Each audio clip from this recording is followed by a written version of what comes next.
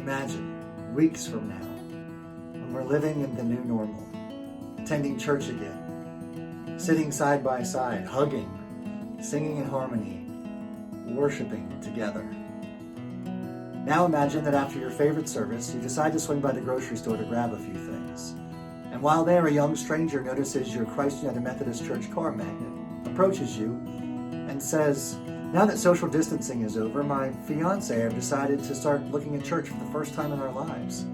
What is it that you love about your church?"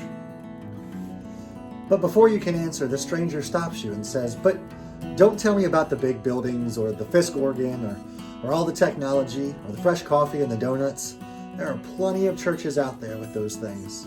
I want to know why you truly love your church." Would you have your own answer?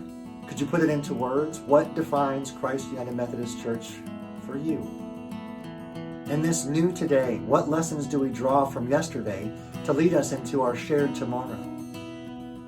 So how's this for an answer?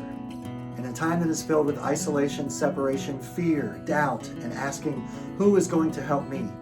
We remember the lessons of yesterday and God's timeless generosity. And with our Lenten offering, we have raised $12,000.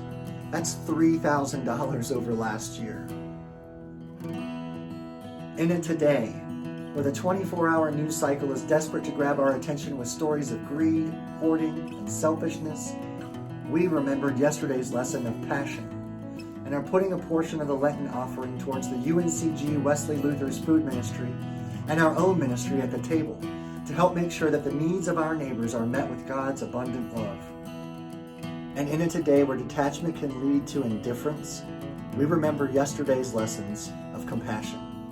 We have strengthened existing partnerships and in light of the pandemic, have ensured that the food ministries will continue into our tomorrows, into the summer, and throughout the fall. So we don't need to reference the tangible things when telling a stranger why we love our church. In the Bible, church is always a reference to the people, not a place. God's people who live out the gospel through their actions and through their words. And some of our favorite words are love, grow, and serve.